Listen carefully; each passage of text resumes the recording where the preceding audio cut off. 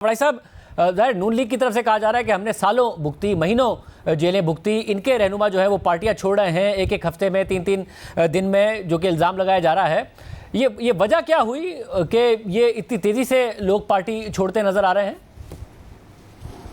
देखिए, बुनियादी तौर पर अगर पीटीआई का एनालिसिस किया जाए कि ये इस पार्टी में कौन लोग शामिल थे, तो सारे प्रो एस्टेब्लिशमेंट लोग जो थे नज़रियाती तौर पर वो इसमें शामिल हुए थे, और कुछ शामिल हुए थे जो इंतखाबी वजह से कि हम इक़्तिदार में आ जाएंगे, ये पॉपुलर पार्टी है।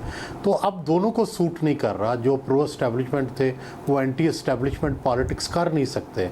हर एक की अपनी मजबूरियाँ हैं, कई लोगों का नज़रियाती मसला भी है, कई लोगों ने तजर्बे से ये सीखा हुआ है कि एंटी एस्टेब्लिशमेंट पॉलिटिक्स जो है वो नुकसान देती है, उसमें कैदें भुगतनी पड़ती हैं, उसमें मुश्किलात आती हैं।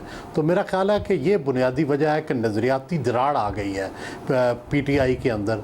यानी उसकी बेसिकली तो उसने सारी पॉलिटिक्स की, जब इक़्तिदार में रही तो प्रो एस्टेब्लिशमेंट, अब एंटी एस्टेब्लिशमेंट। इतनी जल्दी से इस पार्टी को जो है वो चेंज करना नज़रियाती तौर पर ये मुमकिन नहीं रहा, इसलिए मेरा ख्याल है कि लोग जो हैं वो छोड़ रहे हैं। साहब, मगर ये लोग काफ़ी टाइम तक खड़े भी रहे और इमरान खान साहब के बयानिए को सपोर्ट भी करते रहे। पहले उन्होंने अमेरिका के ख़िलाफ़ नारा लगाया, उसे सपोर्ट किया, फिर उस पर यू टर्न लेकर जनरल बाजवा पर इल्ज़ाम लगाया, उसे सपोर्ट किया, फिर मौजूदा जो मिलिट्री इस्टेब्लिशमेंट है और लीडरशिप है उसके ऊपर इल्ज़ाम लगाया, तब भी पार्टी नहीं छोड़ी। क्या खान साहब ने लिमिट क्रॉस की, या फिर कोई और वजह हुई कि बस गिरफ्तारियाँ हुई और ये अचानक होने लगा? ये हो क्या रहा है? देखिए जी, 9 मई का जो वाक़या है ये 9/11 की तरह है। ये बहुत बड़ा ट्रेजेडी थी फॉर तहरीक इंसाफ कि ये पार्टी जो है अब इस हद तक वायलेंस पर उतर आई है कि जो पाकिस्तान की पूरी तारीख में मिसाल नहीं मिलती। पीपल्स पार्टी ने कितना मुश्किल वक्त गुजारा। भुट्टो की फांसी जो है वो भी हुई इसके दौरान, बेनज़ीर भुट्टो गिरफ़्तार हुई, बेनज़ीर भुट्टो की शहादत हुई, नवाज़ शरीफ नायल हुए, लेकिन किसी पार्टी को ये हिम्मत नहीं हुई कि वो कंटोनमेंट के अंदर जाकर हंगामा आराई करें, GHQ पर हमला करें, कोर कमांडर के घर घुसकर जला दें, PF बेस जला दें। हर एक को अपनी पता थी कि पॉलिटिक्स क्या है, और मार रोड पे आके वो मुजाहरा करते थे या किसी खुली सड़क पर मुजाहरा करते थे, और यही पॉलिटिकल पार्टीज़ का जो है वो तरीका होता है। तो इन्होंने पॉलिटिकल पार्टी की बजाय मिलिटेंट ग्रुप जो है वो उसकी स्ट्रेटजी अपनाई।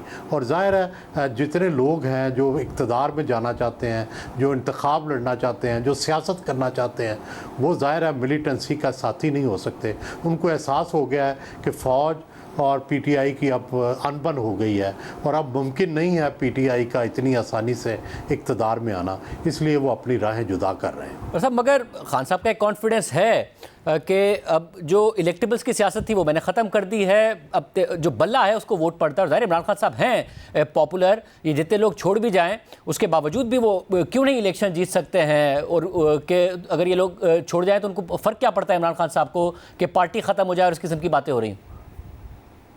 ये दुरुस्त है कि वोट बैंक इतनी जल्दी ख़त्म नहीं होता। इलेक्टेबल्स उन्हें छोड़ भी जाएं तो वोट बैंक उनका बरकरार रहेगा कुछ अर्सा।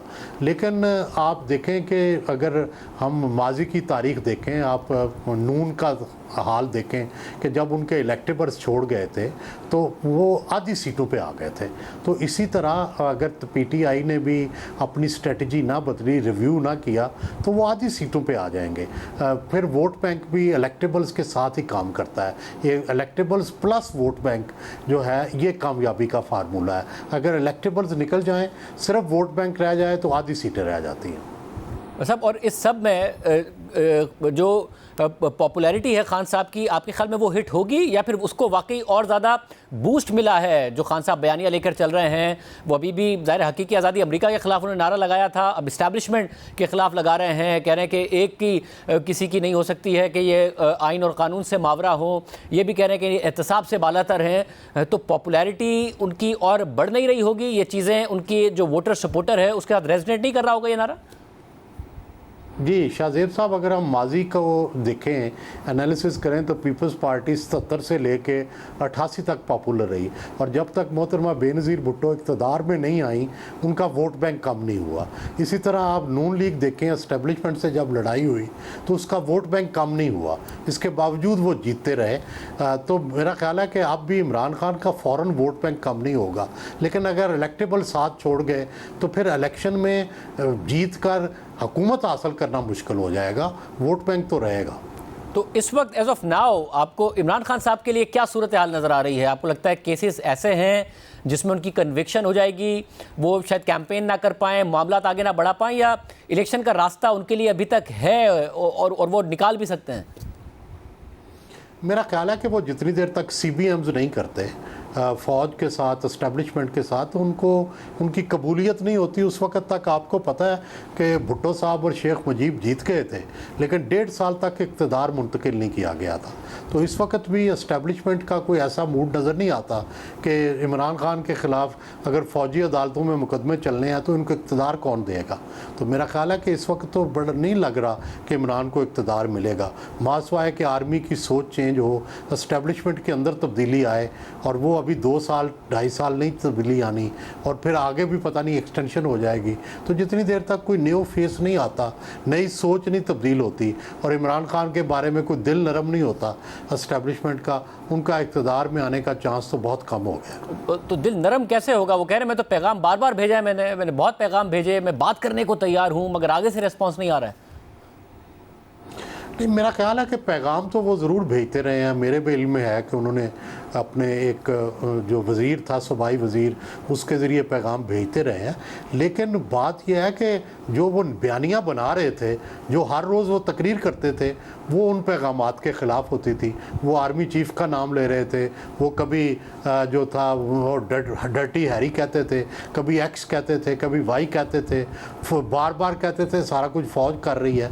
तो ये सारा बयानियाँ कि उसी का नतीजा कोर कमांडर हाउस पर हमला, GHQ पर हमला है। तो वो बयानियाँ भी साथ साथ बना रहे थे। तो इसको भी हर कोई नोट कर रहा था कि वो एक तरफ तो सुलह का पैगाम भेजते हैं, मगर अमली तौर पर वो अपना नैरेटिव एंटी आर्मी बना रहे हैं।